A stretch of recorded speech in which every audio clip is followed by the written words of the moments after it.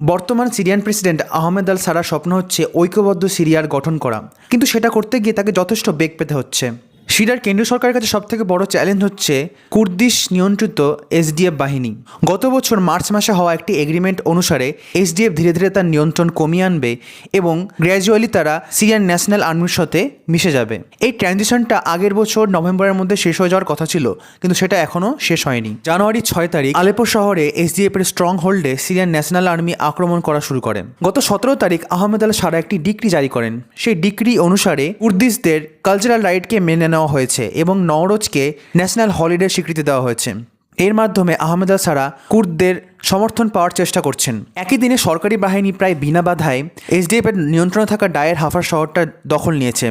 সর্বশেষ খবর অনুযায়ী সরকারি বাহিনী তাকাবাতে অবস্থিত দেশটির বৃহত্তম ড্যাম এবং আল ওমরে অবস্থিত দেশটির বৃহত্তম তৈলক্ষেত্রের দখল নিয়েছে এবং খুব দ্রুত গতিতে আর রাকা শহরের দিকে অগ্রসর হচ্ছে।